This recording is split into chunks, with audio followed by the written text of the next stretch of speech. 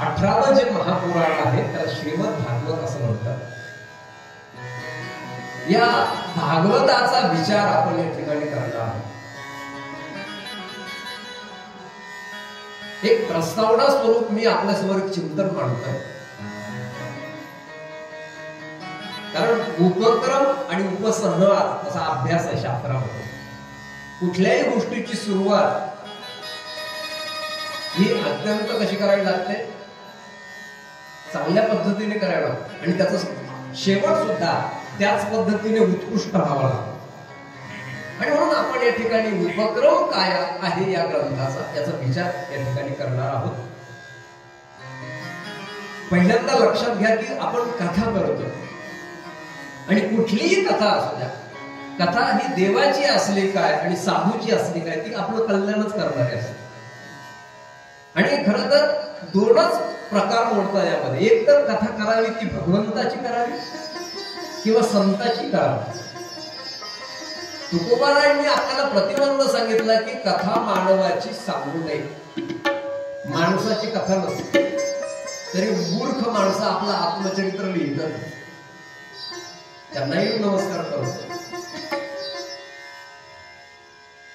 म्हणजे काय काळ पांढरं असतं ना ते कागदावर लोक लिहितात. पण आपल्याला संप्रदायानं नियम दिले की माणसाची कथा सांगण्याचा अधिकार या व्यासपीठावर नाही, त्याच्याकरता दुसरे व्यासपीठ आहे. म्हणून ही आपण भगवंताची कथा या ठिकाणी करतो. भगवंत म्हणजे काय तर आपण ज्याला परमेश्वर म्हणतो, आपण ज्याला देव म्हणतो, याला आपण ईश्वर म्हणतो, ज्याला आपण आत्मा म्हणतो, परमात्मा म्हणतो. शास्त्रामध्ये त्याला ब्रह्म म्हणतात किंवा त्याचे वेगवेगळे नाव. त्याला साक्षी म्हणतात, त्याला चैतन्य म्हणतात, त्याला चिती म्हणतात, त्याला चिद म्हणतात किंवा त्याला कुटस्थ म्हणतात. अशी वेगवेगळी नावं. जसं एकाच माणसाला वेगवेगळी नावं असतात की नाही. म्हणजे एक नाव त्याचं मूळ असतं, नंतर आई त्याचं वेगळ्याच नावानं त्याला हाक मारते, लाडाचं नाव. गल्लीतली लोक त्याला वेगळ्याच नावानं हाक मारतात असतं की तो पण नाव त्याला. तसंच आहे परमेश्वराची वेगवेगळी नाव आहे. आणि म्हणून भगवंताची कथा आपण या ठिकाणी या भूमीमध्ये करत आहोत. कथा काय करते तर कथेचं फळ काय आहे तर कथेचं एक सर्वसाधारण फळ आहे की आपल्या ठिकाणी असणारी जी व्यथा आहे, व्यथा म्हणजे दुःख, त्या दुःखाचा क्षय करण्याचं काम करते. म्हणजे दुःख घालवण्याकरता कथा असते. बस एवढं लक्षात आलंय का तुमच्या? दुःख घालवण्याकरता कथा करायची, बाकी काहीच नाही. कारण आपण सर्व कशा आहोत, सुखी का दुःखी? बरोबर कशा आहोत?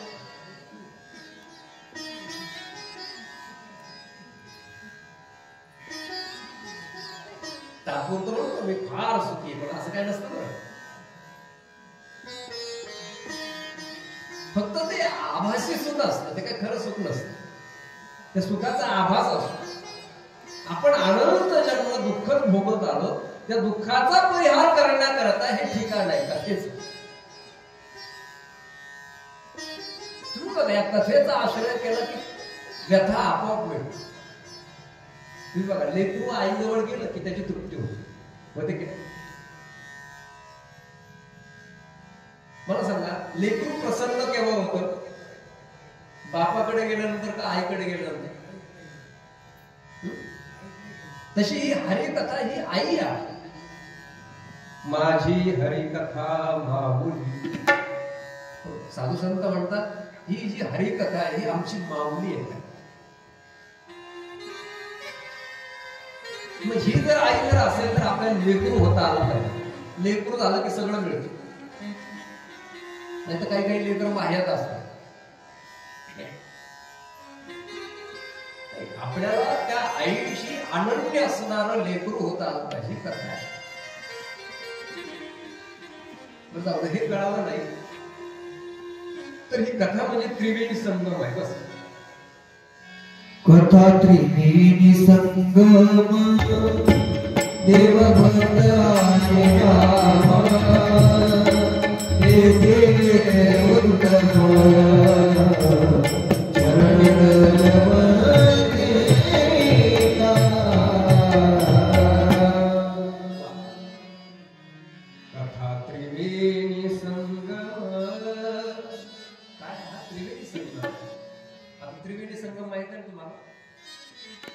आहे बरं?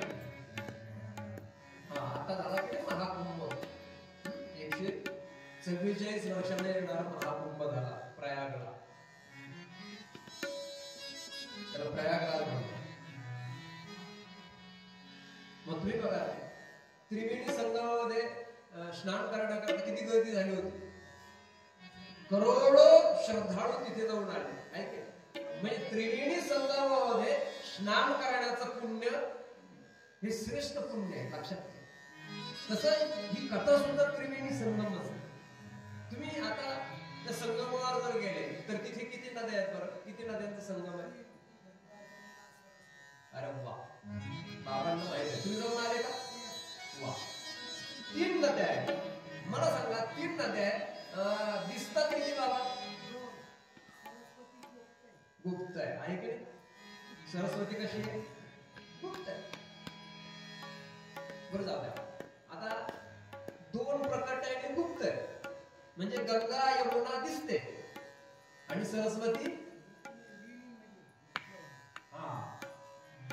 बरं झालं. तुम्हाला त्रिवेणी नाही कळत तर वेणी कळते की नाही?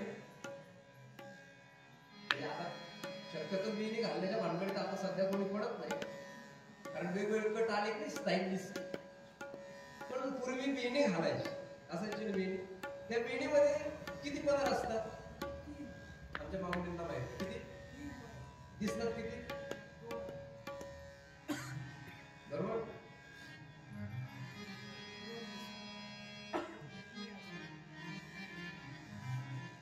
वेणी या शब्दाचा अर्थ होतो विणणे. विण या शब्दापासून वेणी तयार झालं. वेणी, विणकाम म्हणतात त्याला. विणलं ते पदर असे विणलेले असतात. तसं ही कथा सुद्धा त्रिवेणीच आहे. इथे सुद्धा 2 गोष्टी आपल्याला प्रमुख दिसतात, देव आणि भक्त. फक्त देव कसा त्या भक्ताला प्राप्त होतो त्याचं ज्ञान फक्त इथे सरस्वती सारखं गुप्त आहे. आणि त्या ज्ञानाला प्रकट करण्याकरता नाही त्या त्रिवेणीला जाता आलं तर या त्रिवेणीमध्ये सांगितलं की नाही? कथा त्रिवेणी संगम, देव, भक्त आणि नाम, किंवा नाम न घेता ज्ञान असं आपण घेतलंय. तिथीचे उत्तम चरण रज वंदित. इथे जे आहेत तो सगळं उत्तम आहे. इथले शरण रज म्हणजे इथले ज्ञानाचे कण. मी काय म्हणतो, संपूर्ण ज्ञान नाही, ज्ञानाचा कण. जसं आपण म्हणतो ना, एक शीत जरी आपल्याला मिळाला, नाही जेवण मिळालं तरीच आहे, तो शीत जरी मिळाला तरी तृप्ती होते. का? तर महाराज म्हणतात, जळती दोषाचे डोंगर, दोष घालवणारी कथा.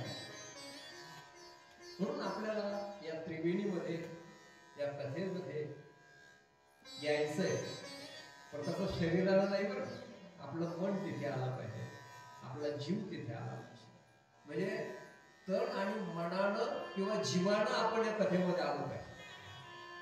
बाकीच्या ज्या गोष्टी आहे ना, जिथे चपला काढतो तिथेच काढून ठेवायच्या आणि मग मंडपामध्ये येऊन बसायचं, तर मग आनंद वाटेल.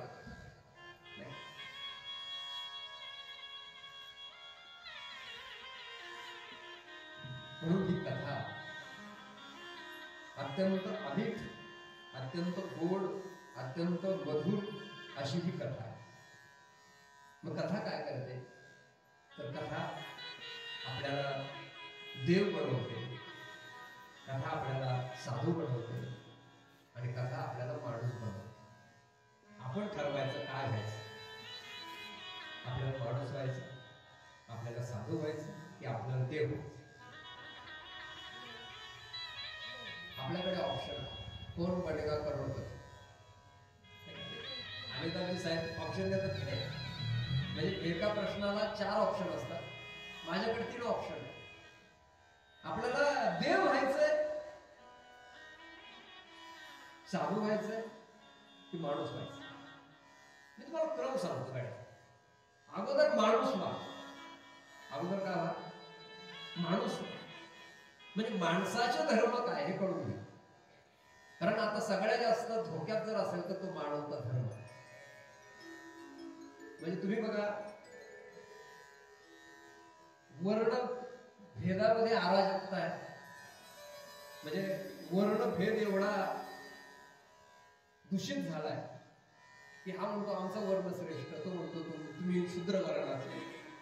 म्हणतात की नाही? वास्तविक पाहता आपण सगळी देवाचीच लेकरं आहोत, त्याचीच अंश आहोत की नाही सगळे. पण आता हे दुर्दैवानं आपण वेगवेगळे वाटले गेलो. आणि आता भारतामध्ये मोहीम चाललेली आहे नाही का, बटेंगे तर कटेंगे. वाटलं गेलो की आपलं नुकसान होणार आहे की. आणि सगळ्यात मोठी अराजकता आहे. तुम्हाला सांगू, सगळ्यात जास्ती भांडणं चालू आहे ना कशामध्ये चालू आहे? भावकीमध्ये अजिबात. बांधावरची भांडणं कमी आहे, सासू सुनेची कमी आहे, नवरा बायकोची कमी आहे. सगळ्यात जास्ती भांडणं आहे ना ती वर्ण दोषावरून चालू आहे. त्या वर्णानंतर येते ती जात. आणि सगळ्यात जास्त भांडणं कशाची? आणि आम्ही तर शाळेत प्रार्थना होतो, प्रभूची लेकरे सारी तयाला सर्वही प्यारी. आपण कुणाची लेकर आहोत? अरे त्या परमेश्वराची लेकर आहोत. ममेवांशे जीवलोके. भगवद्गीतेमध्ये भगवान श्रीकृष्ण अर्जुनाला म्हणतात, अर्जुना बाबा रे तू माझा अंश आहे. कुणाचा अंश आहे? पण हे आता का वाटत नाही? आता का वाटत नाही? त्याचं कारण आहे मन षष्ठानी इंद्रियानी. म्हणजे हे हट्टी मन आहे. मन कसं आहे? हट्टी आहे. आणि त्याचे जोडीदार येते इंद्रियानी, म्हणजे इंद्रिय. इंद्रियानी म्हणजे इंद्रिय शब्दाची बहुवचन आहे. काय? इंद्रिय शब्दाचं ते बहुवचन आहे. म्हणजे अनेक इंद्रिय, म्हणजे त्याच्यामध्ये ज्ञानेंद्रिय, कर्मेंद्रिय अशी येतात की. आणि मग या मनाच्या हट्टीपणामुळे, इंद्रियांच्या आगाऊपणामुळे आणि प्रकृती धर्मामुळे जीवाला वाटतच नाही मी परमेश्वराचं. वाटतं का? मला सांगा, आपण खरे कोण आहोत? माणूस आहोत की देव आहोत? खरे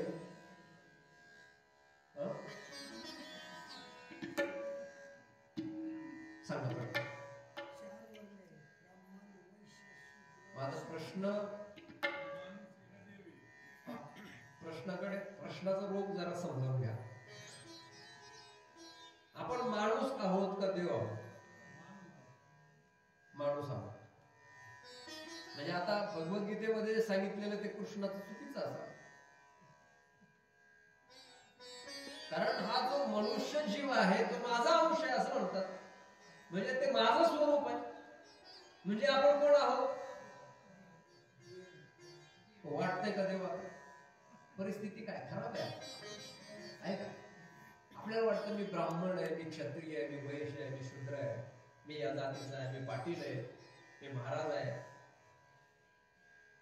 मी नवरा आहे, मी बाप आहे, मी मुलगा आहे. अशा वेगवेगळ्या धर्म आरोपित करून आपण जगतो. खऱ्या स्वरूपाला आपला, म्हणजे खऱ्या स्वरूपाचा आपल्याला विसर पडला की नाही? आणि विसर पडल्यानंतर काय होतं? विसरली तया थोर झाली हारी पचतील खारी.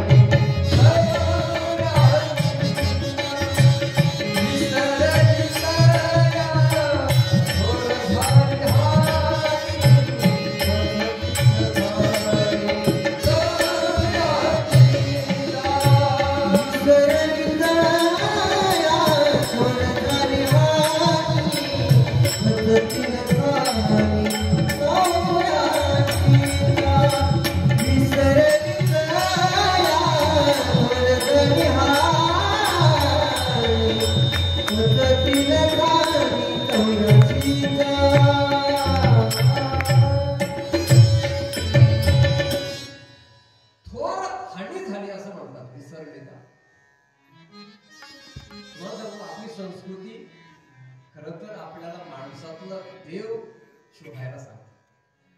आपला संप्रदाय काय करतोय, आपण माणूस आहोत बरं का, आपण माणूस आहोत, पण आपल्याला माणूस पण नाही आहे खरं. परंतु माणसाचं जे मूळ स्थायी भाव आहे, जे मूळ स्वरूप आहे, ते म्हणजे देव. तो देव कसा व्हायचा हे व्यासपीठ शिकवतात. मी तुम्हाला उदाहरण सांगतो. स्वामी विवेकानंद नाव ऐकलेलं तुम्ही? हो, ऐकलेलं आहे ना? ऐका. स्वामी विवेकानंद हे रामकृष्ण परमहंसाचे अत्यंत प्रिय शिष्य होते. रामकृष्ण मठ मिशन ज्यांनी स्थापन केला अशा रामकृष्णांचे ते शिष्य होते.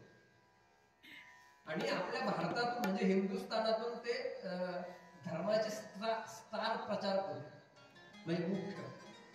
आपला जो सनातन धर्म आहे, ज्याला आपण हिंदू धर्म म्हणतो, हा नीटसा कळावा म्हणून त्यांनी अनेक देशामध्ये जाऊन प्रचार प्रसार केला. एकदा शिकागो या शहरामध्ये, अमेरिकेतलं हे शहर आहे, तिथे वेगवेगळ्या धर्मांच्या लोकांची परिषद तिचं आयोजन करण्यात आलेलं होतं, धर्म परिषद म्हणतात. म्हणून आपल्या धर्माचे विचार मांडता यावेत म्हणून विवेकानंद अनेक खडतर प्रवास करून कुठे गेले? अमेरिकेला, शिकागो या शहरामध्ये गेले. तिथे ते परिषदेचं ऑफिस होतं, तिथे गेले. तुम्ही बघा, विवेकानंद म्हणजे भगवे वस्त्र परिधान केलेला एक संन्यासी, अत्यंत तेजपुंज तेजस्वी चेहरा. आणि तिथे गेले ऑफिसमध्ये, त्या कार्यालयामध्ये, आणि त्यांनी सांगितलं, मी हिंदुस्थानातून आलो, तुमच्या सभेमध्ये बोलण्याची मला परमिशन हवी आहे, मला माझे विचार मांडायचे. त्यावेळेस त्या कार्यालयातील त्या प्रमुखांनी सांगितलं की आम्हाला क्षमा करा, आता आमचा कोरम पूर्ण झालेला आहे, आम्ही तुम्हाला वेळ देऊ शकत नाही. ते काय माझ्यासारखे महाराज नव्हते, रागावणारे. त्यांना राग वगैरे आला नाही. ते म्हटले ठीक आहे, तुमचे रूल असतील, मी जरा उशीर आलो, काही हरकत नाही, नसेल वेळ देता येत तर नका देऊ. मग ते ऑफिस मधून बाहेर आले. त्या ऑफिसच्या बाहेर म्युनिसिपालिटीचा एक नळ होता, सार्वजनिक नळ असतो, तिथे त्यांनी स्नान केलं. त्यांच्याकडे श्रीमद भगवद्गीता हा आपला धर्मग्रंथ आहे, आणि त्यांचं व्रत होतं की तो नित्य नियमाने वाचायचा. म्हणून कपडे वाळेपर्यंत अंगावरचे त्यांनी तो ग्रंथ हातामध्ये घेतला, वाचन करत होते. तेवढ्या त्या नळा शेजारीच एका तिथल्या विद्यापीठातल्या एका हेड ऑफ डिपार्टमेंटचं म्हणजे जो होता त्याचं ते घर होतं, आणि त्याच्या पत्नीनं ते पाहिलं, कोणीतरी हा वेगळा व्यक्ती आहे आणि इथे असा उघड्यावर का बसलाय. पण तुम्ही बघा, प्रतिभा एवढी होती विवेकानंदाची, तर ती सुद्धा प्राप्त झाली. तिला सुद्धा कुतूहल निर्माण झालं, कमीत कमी चौकशी तर करा. आणि म्हणून ती आली विवेकानंदांकडे, आणि आल्यानंतर तिने विचारलं, स्वामीजी कुठून आलात तुम्ही? त्याने सांगितलं, मी हिंदुस्थानातून. कशा करता आला? मी माझ्या धर्माचा प्रचार करण्याकरता आलो होतो, मला कळालं होतं की ते धर्म परिषद आहे. मग म्हटले, त्या लोकांनी तुमची व्यवस्था केली नाही का? मग इकडे तुम्ही का असं हे जनरल तुम्हाला ट्रीटमेंट मिळते? त्यांनी सांगितलं, मला तिथे वेळ मिळाला नाही, कारण मला येण्याकरता उशीर झाला. ते म्हटले, काही काळजी करू नका, सगळं ठीक होईल, तुम्ही तोपर्यंत घरी चला. आणि मग तिनं घरी नेलं, स्वामीजींची व्यवस्था केली. व्यवस्था केल्यानंतर तेवढ्यात तिचा नवरा आला ऑफिस मधून, आणि त्यानं पाहिलं की हे पाणी काहीतरी वेगळंच, कारण बोलण्यावर माणसाची प्रतिभा कळते. माऊलीने म्हटले, माणस जाणी जे बोले, झाड जाणी जे फुले, माणस जाणी जे बोले, भोगे जाणी जे केले प्रारब्धाचे. बरोबर, बोलण्यावरून कळतं काय लायकीचं आहे म्हणून, कळतं की नाही? माणूस ओळखण्यानंतर माऊलीने खूप सांगितलं, त्याच्या बोलण्यावरून कळतो त्याची पात्रता. स्वामीजींची पात्रता त्या प्राध्यापकाला ओळखली, सांगितलं यांना त्या परिषदेमध्ये बोलण्याची गरज आहे, म्हणून त्यांनी स्वामीजींना सांगितलं तुम्ही काळजी करू नका, मी शिफारस करतो, म्हणजे मी तुम्हाला रेफर करतो. तर त्यांनी पत्र लिहिलं त्या समितीला, कमीत कमी 5 मिनिट का होईना पण वेळ द्या. आणि म्हणून आग्रहापोटी त्या समितीने वेळ मान्य केला. त्यांना 5 मिनिटं मिळाले. किती? खरे तर 5 मिनिटं मिळाले, पण त्यांनी जवळजवळ अर्धा तास भाषण केलं होतं. ते भाषण आजही उपलब्ध आहे YouTube वरती, सोशल मीडियावरती आहे, फक्त इंग्रजी मधून आहे. त्याचा अनुवाद पण मराठी हिंदीतून असेल. स्वामीजी तिथे गेले आणि पहिलं वाक्य स्वामीजींचं होतं. कुठलं होतं?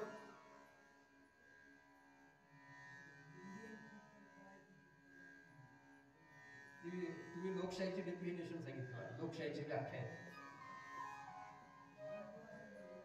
हा, बंधू आणि भगिनी होतं का नाही? My brothers and sister of America.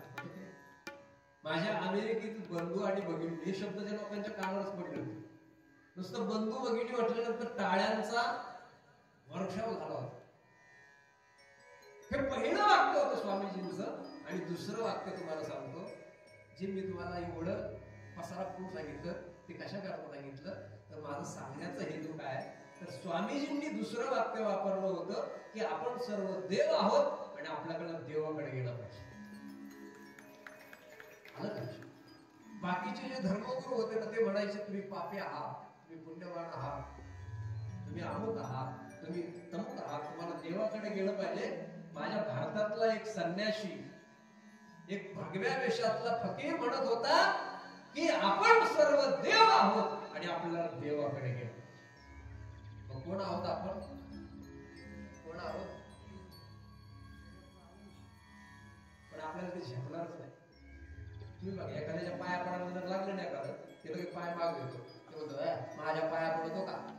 हे का देव बिव का? तू कोण आहे? पैसे का? कोण आहे? साईचा कोण? अरे आपण त्या भगवंताची लेकरं आहोत, लक्षात. आणि या देवत्वाचा शोध ज्या माध्यमातून होतं त्याचं नाव आहे कथा. म्हणून कथा आपल्याला माणसातला देव कसा होता हे शिकवते. म्हणून कथा ऐकायची. नाहीतर आपल्याला काम कमी का घरी? कशाला खर्च करता एवढं मंडप, सिस्टीम, पंक्ती? त्याचं कामच ते.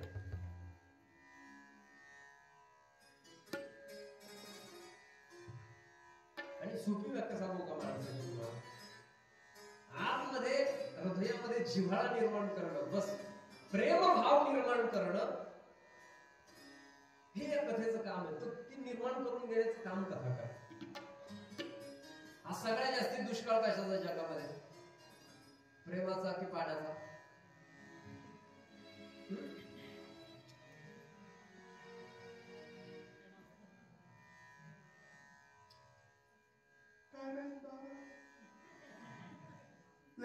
जेवलो नाही का? पाण्याचा दुष्काळ नाहीये, लक्षात घ्या. या पृथ्वीवरती 71% पाणी आहे. किती आहे? दुष्काळ हा प्रेमाचा आहे. प्रेम म्हणजे बाजारातलं रस्त्यावर विकलं जाणार प्रेम नाही. प्रेम म्हणजे ज्याच्यामध्ये जिव्हाळा असतो, ज्याच्यामध्ये आत्मीयता असते, ते प्रेम असते. प्रेम राहिलं नाही काय? भावाभावात प्रेम नाही, कुटुंबात प्रेम नाही, आहे का प्रेम? गावागावात प्रेम नाही, देशात प्रेम नाही, आहे का? आणि आपल्याला प्रार्थना शिकवली, मी मगाशी म्हटलो होतो त्याचा अंतर, आता मुक्ता म्हणतो त्याचा. खरा तो एकची धर्म जगाला प्रेम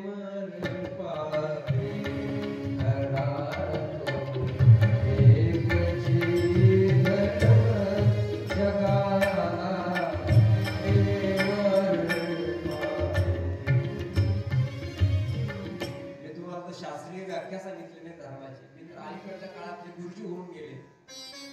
कुठले? साडे गुरुजी ना, त्यांची कविता आहे ना. त्यांनी काय सांगितलं? खरा धर्म कुठला आहे? प्रेमार्पण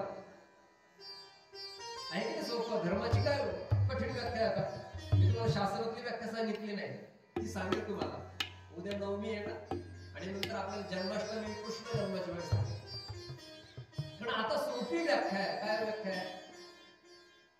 की जगाला प्रेम अर्थ. बस आपल्या हृदयामध्ये प्रेमाचा झरा निर्माण होणं हे काम या कथेचं, बाकी काही नाही. आणि तुम्हाला सांगू का, प्रेम आहे ना, प्रेम कुठेही आपल्याला उपलब्ध करता येते. मला सांगा, जेवण जेवण्यामध्ये प्रेम आहे का? एखाद्याचं गरीबाचं जेवण पाहण्यात प्रेम आहे?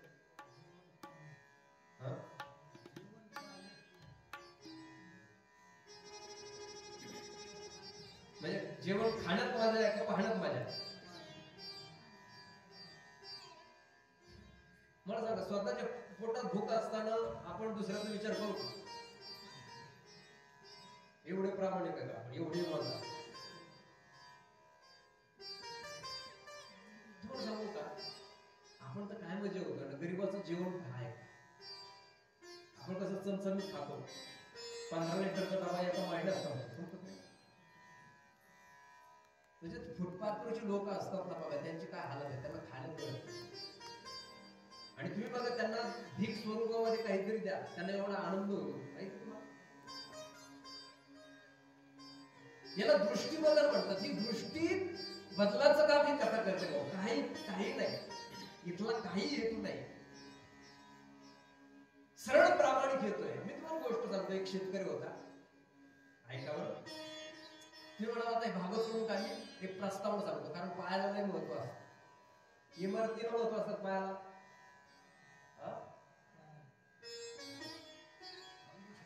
फाउंडेशन बरोबर, बाबाला विचारते फाउंडेशन बरोबर की नाही? फाउंडेशनला लय महत्व आहे. मला सांगा, आता तुम्ही रंग द्यायचा जर असेल तर पायाला द्यायचा का इमारतीला, बांगल्याला?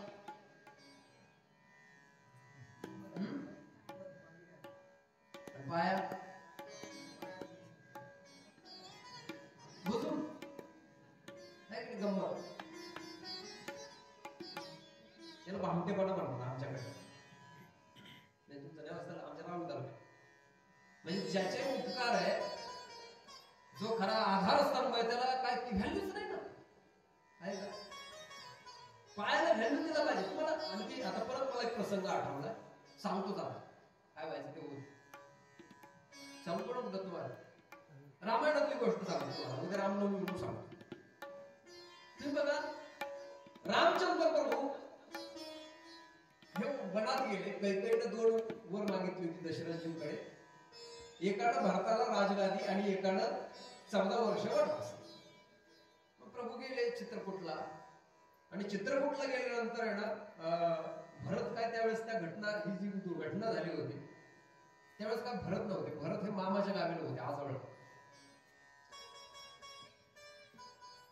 ज्यावेळेस भरत आले, प्रभू रामचंद्र वनात गेल्यानंतर, वनवासाला गेल्यानंतर, त्यांना ज्यावेळेस कळालं की हे सगळं जे घडलंय याला कारण आहे आपली आई कैकेयी. आणि भरतजींनी तिची एवढी निर्वसना केली, ते म्हणतात नाताना तू वैरी, तू वैरीनेच म्हटले, तू आई, तू रघुकुलाला कलंक काय म्हटलं का?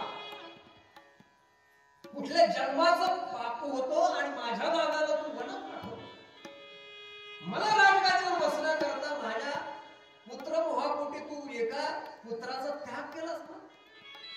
मी आयुष्यात तुला कधी मा म्हणणार नाही, असं कोण म्हणत होतं? भरत. आणि म्हणून या राजगादीवर, या रघु कुलाच्या या सिंहासनावरती माझ्या दादाचा अधिकार आहे. आणि म्हणून प्रभू रामचंद्रांना भेटण्याकरता भरत निघाले. कुठे? चित्रकूटला. मग भरतजी निघाले. मग भरत एकटे निघाले नाही, त्यांच्या सोबत अनेक लोक निघाले. त्याच्यामध्ये कौशल्या होती, सुमित्रा होती, नंतर सुमंत होते, अयोध्येतले काही भाविक लोक होते, जे राम प्रभूंचे भक्त होते. त्यांना वाटलं कमीत कमी दर्शन तर होईल, आणि म्हणून सगळी लोक निघाली होती, मोठा तो जथ्था. आणि तुम्ही बघा, चित्रकूटला ही सगळी मंडळी आली. त्यावेळेस कैकेयी पण होती ना, कारण वेळ निघून गेल्यानंतर पस्तावा येतो माणसा. तिला तिच्या अनर्थाची जाणीव झाली होती, कारण सगळं लोक तिला नावं ठेवत होते आईचे. कारण अनर्थ कुणामुळे घडला होता? कैकेयीमुळे. आता तिला शिकवणारी दुसरी मैत्रीण होती तिची, कान फोडणारी. म्हणजे मंत्र तेव्हा होते, आता असं नाही बघा, आजही मंत्र आहे. एवढंच प्रत्यक्षरित्या फुंकत आहे फक्त फोनवर. ठगे नाही वैताग्याचा असेल ना नको नांदू. ती म्हटली मग मी खरंच का काय? ती म्हटली हा मग त्याचं काय ऐकून घ्यायचं, त्याला आपण विकत घेतलंय. जोर तुझाच चालला पाहिजे का ठगीचा प्रपंच बिघडला. आणि असं फार आहे समाजामध्ये, माझ्यापेक्षा आपल्याला जास्त माहिती आहे. असो काय सांगत होतो, कैकेयी आली तिथे. पण कैकेयी प्रभू रामचंद्रांच्या दर्शनाला लोकांनी रांगा केल्या होत्या. कैकेयीला वाटलं माझ्यामुळे हे सगळं घडलंय आणि आता कसं तो घेऊन जावं त्याचं दर्शन, कसं जावं त्याच्या समोर. म्हणून ती आपली लांब उभी होती आणि प्रभू सिंहावलोकन करत होते, कोण आलंय मला भेटायला.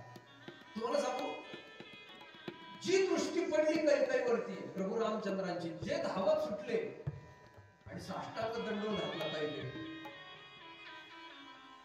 कैकेयी एवढी चासरली, तिने 2 पावलं पाठीमागे घेतले आणि रामाला म्हटले, राघवा अरे बाबा माझ्या कशाला पाया पड, अरे माझ्या पाया पडलं तर उद्या तुझ्या कोणी पाया पडणार असं कोण म्हटलं? कैकेयी. त्यावेळेस प्रभू रामचंद्र जवळ गेले आणि कैकेयीला म्हटले, मा खरं सांगू, मला सगळ्यात जास्त आवडणारी कोण आहे तर कौशल्यपेक्षा तू मला जवळची, तू माझी आई असते. ती म्हटले, राघवा अरे तू जर मला आई म्हणतोस तर मी एवढं हे दुष्कृत्य केलंय बाबा रे.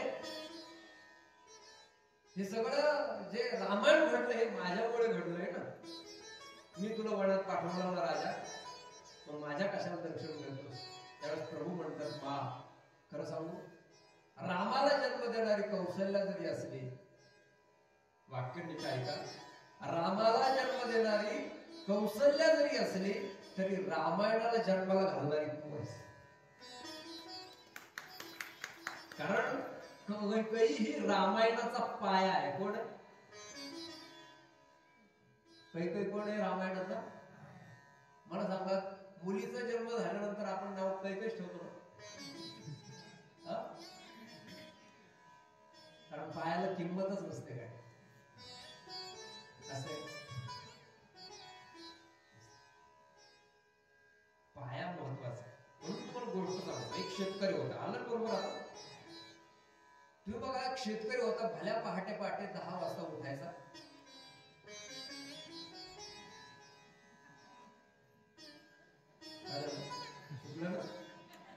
म्हणजे पहाटे लवकर होते नाही का, 10 वाजता होत नाही. मला आपला चेक करावं लागतं मधून झोपले की जागे म्हणून. हा काही लोक तर असे डोळे उघडे ठेवून झोपतात ना.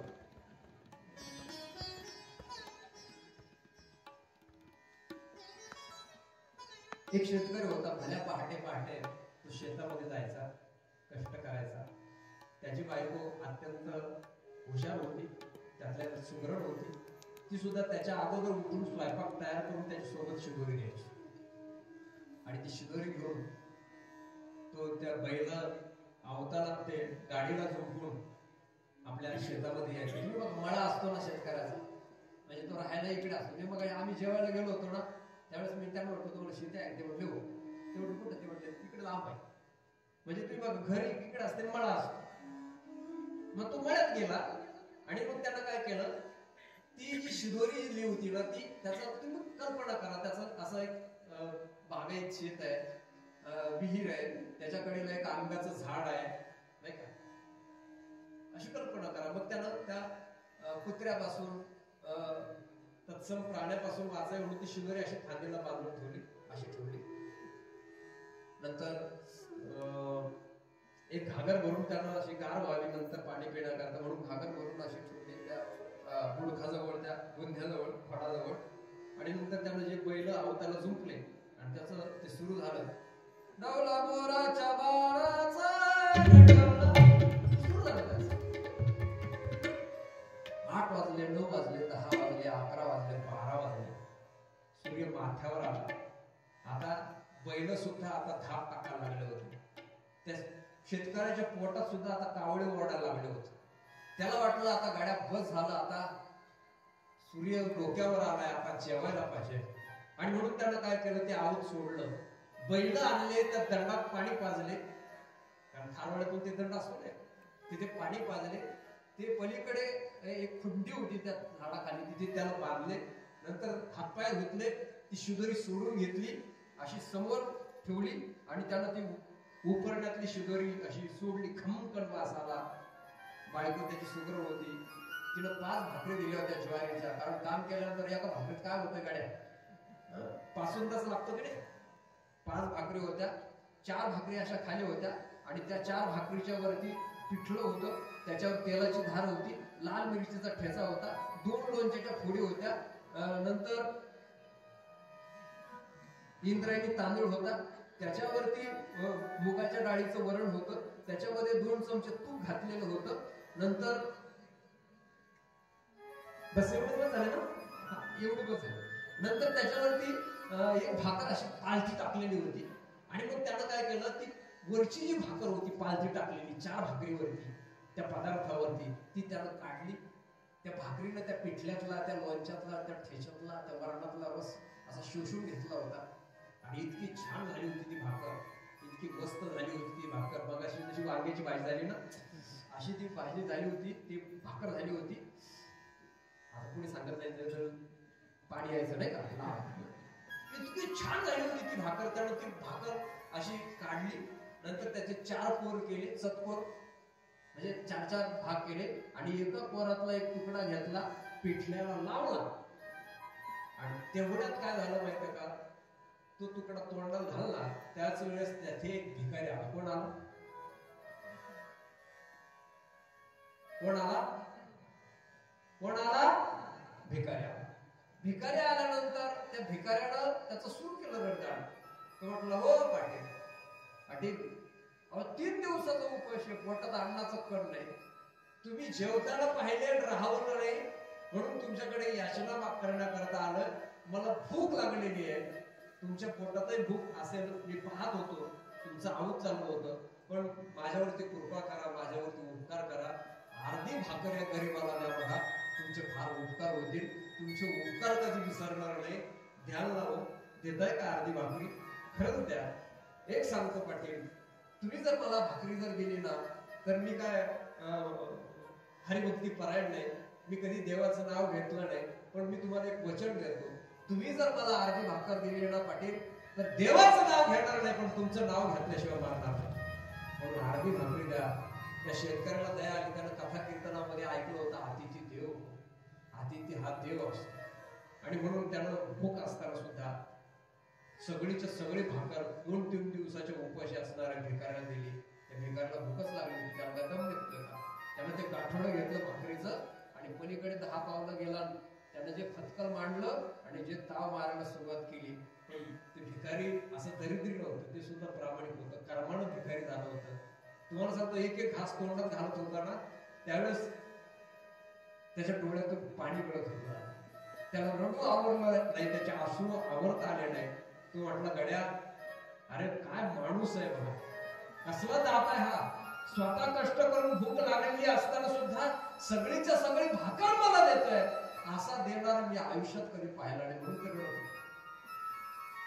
रडत होता भिकारी, असा देणारा भेटला नाही, म्हणून भिकारी रडत होता. पण त्या भिकाऱ्याचं रडणं पाहिल्यानंतर त्या शेतकऱ्याला सुद्धा राबवलं नाही. त्याच्या डोळ्यात सुद्धा पाणी आले आणि तो मनातल्या मनात विचार करत होता, गड्या, 50 वर्षाचं माझं आयुष्य आहे, या 50 वर्षामध्ये मी 3 वेळा खात होतो, सकाळी ब्रेकफास्ट, दुपारी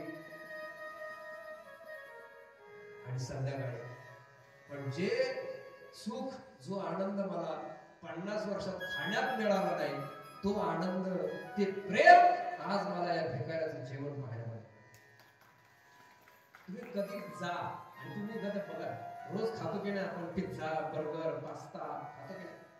आपल्याला एक होतं मॅगी, मी फक्त एखाद्या उपाशाला बघा तुम्ही, जेवण करून बघा, खूप मजा असते. काय आले ना अतिथी बिनमुख जाऊन द्यायचा.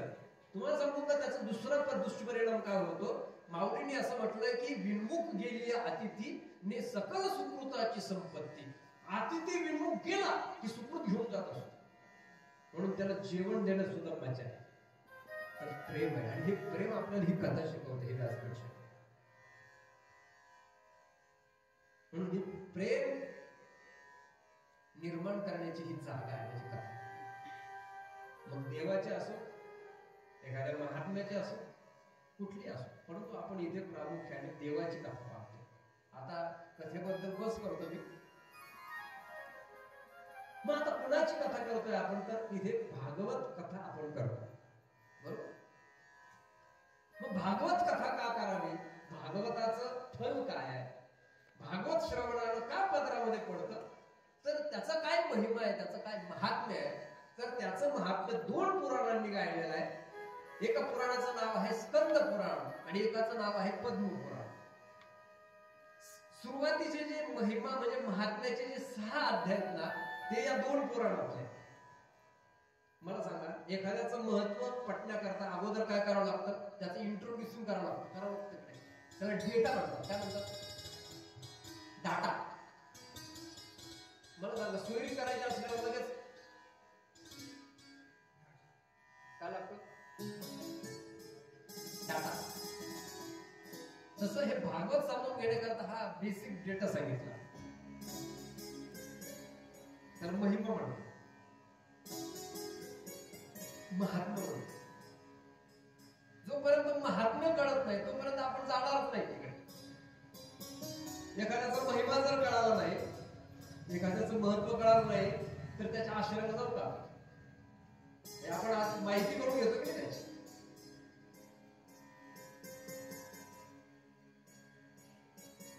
आता मी पण तुम्हाला एक खुलं आवाहन करतो बरं. तुम्ही मला सुद्धा माहित करून घ्या मी कसा आहे. जसं पोपटासारखा बोलतो म्हणून पाया पडत जर बोलू नका, पाया नका धुवायचा. महाराज असा निरखून पारखून घेतला पाहिजे. मला कधीतरी आश्चर्य वाटतं, 10 रुपयाची भाजीची जुडी घेणारी माणसं महाराजाच्या बाबतीत का फसतात तेच कळत नाही. आणि तुम्हाला परीक्षा करायची असेल तर माझ्याकडे भन्नाट आयडिया आहे, मी खूप देऊ शकतो तुम्हाला. खरा महाराज ओळखायचा असेल, सत्ता जर करायचं जर असेल ना, माझं त्या कार्यकर्त्यांना आवड सांगू का एक आयडिया? एक सांगू, महाराज जे म्हणेल ना ते लाड करायचे महाराजाचे. फक्त काय करायचं, त्याला हरिपाठाला बोलवायचं, त्याच्याकडून हरिपाठ करून घ्यायचा. नंतर त्याला कीर्तनाला उभं झाल्यानंतर भजनेने अभंग द्यायचं, टाळ करायला. त्याच्यावर त्यानं शास्त्रोक्त पद्धतीने कीर्तन करायचं. नंतर त्याला चांगलं खायला द्यायचं. कीर्तन झाल्यावर चांगलं झोपायला मस्त बेड द्यायचा आणि त्याला सांगायचं महाराज 4 वाजता उठायचं, काकडा करायचा, त्याच्याकडून काकडा करून घ्यायचा 2 तास. आरती झाली की पुन्हा एकदा चहा, परत नाश्ता, काय द्यायचं ते द्या, वडापाव वगैरे. आणि मग त्याचं स्वागत करून त्याचा हारतोरी देऊन त्याला मग स्टँडवर वाटं लावायचं. गाडी असली तर गाडीपर्यंत जा. एवढी आयडिया करा तुम्हाला 17व्या वर्षामध्ये.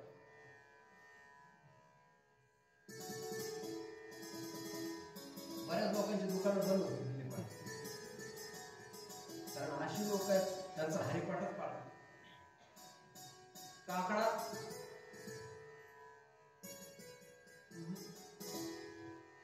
फक्त कुठेतरी लोकांचं रंजन करण्यापुरतं गोळा करायचं, खाऊन तेवढंच मांडायचं, तेवढंच बेसिक ठरलेलं आहे.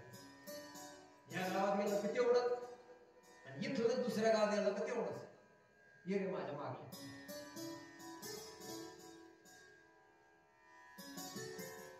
पारखून घेतलं पाहिजे. घेतो की नाही? मडकं कसं वाजून घेतो की नाही? हो की नाही? सकाळला घरी नका पारखून घ्या. कारण ते पारखण्याची जागा आहे. फसलो नाही गेलो पाहिजे आपण. कारण अपॉर्च्युनिटी एकदाच येते, परत परत नाही. संधी जी मिळालेली संधी आहे. म्हणून आपण भागवत कळण्याकरता अगोदर महिमा जाणण्याचा प्रयत्न 6 अध्यायामध्ये महिमा सांगितलेला आहे. भागवत म्हणजे 12 स्कंद आहे, याच्यामध्ये किती